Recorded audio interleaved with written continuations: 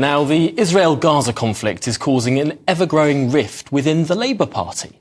As MPs voted on the King's speech, 10 members of Sir Keir Starmer's shadow frontbench team ignored their leader's wishes and backed the SNP's ceasefire amendment. In total, 56 of his MPs refused to join his fight for humanitarian pauses, preferring a permanent halt instead. Now, amongst the rebels were major names such as Jess Phillips, Rosina Allen-Khan, Sarah Champion, Stella Creasy and Barry Gardner. But what does this mean for Labour Party unity going forward? Joining us now is GB News political correspondent Olivia Utley. And Olivia, this was to some extent a larger rebellion than was expected last night. Well, absolutely. It was a huge rebellion. It's about a third of the Labour Parliamentary Party voted against Keir Starmer's whip. Now, in ordinary times, that would be a huge story. You've got 8 frontbench resignations. That's the highest number of frontbench resignations in a day since those 16 ministers walked out on Boris Johnson in the last days of his premiership. At the moment, obviously, the Conservative Party seems to be eating itself it's at each other's throats constantly and is now battling with its Rwanda policy. So most of the spotlight is on the Tories. But that doesn't negate what this does mean for Labour. No one I've spoken to thinks that it's a sort of existential crisis for Keir Starmer. He's not about to lose his job. But the fact that he can't hold that Labour Party unity, which he's fought so hard for, together on a matter such as this, doesn't bode too well for a future Labour government, particularly if, and of course this very much still could happen, Labour only wins a narrow majority or even a hung parliament come the next election. That unity which Keir Starmer has fought so hard to win after the tense days of Jeremy Corbyn seems to be really quite surface deep.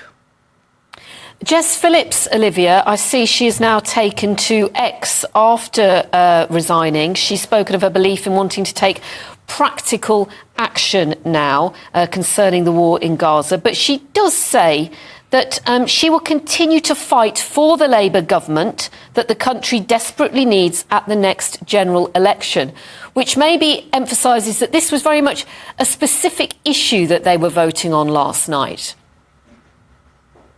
Well, absolutely. And all of those shadow ministers who've resigned, all 8 of them have said that they will continue to support Keir Starmer from the backbenches. And interestingly, John Healey, the Shadow Defence Secretary, said on the morning round this morning that it's a long way down the road, but he implied that there is a possibility that at least some of those shadow ministers who've been sacked could end up being on the front bench again in the event of a future Labour government. So, yes, this feels like in the grand scheme of things, this could be a relatively minor rift. But just the fact that Keir Starmer is unable to hold his party together on a big vote like this, if the Labour Party were in government, then this would be hugely important for their leadership.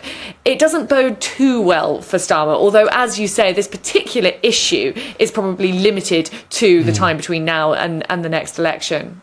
It's really indicative of perhaps an era of very loose parliamentary discipline in both parties. One of the reasons why Boris Johnson sort of fell as Prime Minister is he wasn't able to have that commanding respect across his party. He wasn't able to pass key elements of his legislative programme, particularly, for example, planning reform. And I wonder if the Labour Party can't have discipline on an issue such as this. When it comes to contentious votes, were it to win power, contentious votes, for example, its plans on building more houses, which lots of local communities might oppose. Does this present an indicative problem for him in the future, perhaps? Yeah, I think that is a really big problem for both major parties. In a way, it probably denotes quite a good thing in that the wider public is more aware of what's going on in Parliament. We've got, social media informing people all the time. You've got the website telling you how your MPs have voted, which means that MPs are much more alive to the fact that their constituents could have issues with them voting on matters which they don't agree with. So you'll notice that most of the shadow ministers who resigned or were sacked yesterday represent constituencies with heavy heavily Muslim populations, which on the whole tend to sway to the pro-Palestine cause. In her resignation letter, Jess Phillips even said that she feels that she has to vote with her constituents. So yes, I think this is an emerging problem for both major parties, with constituents having much more of a hawk eye on what's going on in Parliament than they have previously, thanks to social media, thanks to more news channels out there, more news channels like GB News out there, which is obviously very good for democracy, but probably not very good for party discipline. MPs know that they can't get away with just disagreeing with their constituents in Parliament. And briefly, Olivia, I see Commons leader Penny Mordaunt. She has been in the House of Commons, and she has been talking about how MPs are under increased threat after this ceasefire vote. Well, absolutely. I mean, we saw the scenes. I was in Westminster last night and saw the pro-Palestine march, which, began to get quite heated. There were people driving through it, walking through it, who said that they really didn't feel comfortable at all. We've had weeks and weeks of tensions rising over this issue every Saturday in London. And the very fact that this ceasefire amendment was tabled by the SNP has put the spotlight really on MPs. And yes, I think there is an issue with MPs' safety, potentially. Interestingly, there was a little anecdote in the Playbook email this morning saying that one former Labour minister said that he had received over 11,000 emails about Palestine and Israel, and only 3 of them were predominantly on the side of Israel. So there is sort of real anger about this issue in the country. And as these marches, more and more of them take place, those tensions are just heating up, and it becomes quite a febrile atmosphere for both MPs and ordinary members of the public. Absolutely. Political correspondent Olivia Utley, thank you. Well, one of the instigators of Sir Keir Starmer's ceasefire conundrum was Labour losing control of one of its key councils, Oxford City Council. Over 50 councillors have now resigned from the Labour Party, with 10 in Oxford alone, including the council leader, Dr Amar Latif, who can join us now. Dr Amar Latif, thank you so much for making the time for us. Why did you feel the need to resign from the Labour Party? Hi, good afternoon. Thanks for having me on. Just to make a small correction, I wasn't the council leader. I was a sitting Labour councillor, and I resigned after Keir Starmer's disastrous LBC interview, where he was asked quite specifically whether he supported a siege on Gaza, to which he replied yes. And at that stage, I saw urgent clarification from the local and national leadership, but unfortunately none was forthcoming. He did eventually come out to say he was answering a different question, but it took him 9 days to say that. And at the same time, his front bench were on national TV justifying his initial comments. So I couldn't in good conscience remain in a party where the national leadership had such disregard for human life and international law, and hence I resigned. So the way you're talking, you do not sound at all very supportive of Sir Keir Starmer going forward. Do you want him to become the next Prime Minister? Where's your support now? Well, I think he does have a lot of questions to answer, and it's true he's lost a lot of support, not only from myself, but as you say, 10 colleagues across Oxford City Council, the vast majority of whom are not of a Muslim background.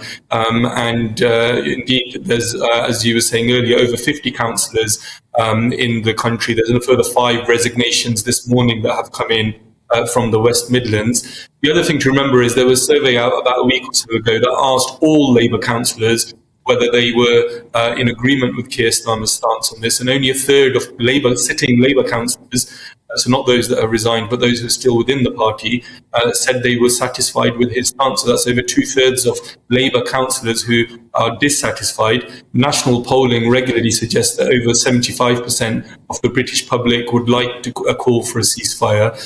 So I think he is out of touch with not only the Labour grassroots and the Labour membership, but also the wider British public. A long-standing criticism of Sir Keir Starmer has been he'll say one thing to one group of people and another thing to another group of people. He, of course, promised to nationalise a lot of industry, raise a lot of taxes, abolish tuition fees when he stood to be Labour leader. All of those policies have now fallen by the wayside. I wonder, what do you think was going through Sir Keir Starmer's mind when, as you were reaching out for clarification on that point, on that interview where he said that Israel has the right to cut off electricity, cut off water, he now tries to claim that he never said that. What do you think has been behind his shifting position and to some extent, arguably, his duplicity on this issue?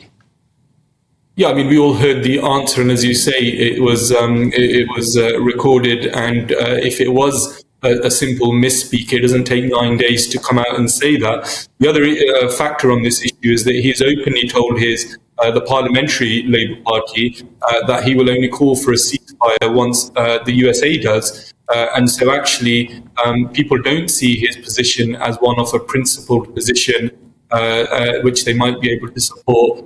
It's inevitable that there will need to be a call for a ceasefire, not only from Keir Starmer, but the UK government and the USA government. And what people are saying is that enough killing has happened.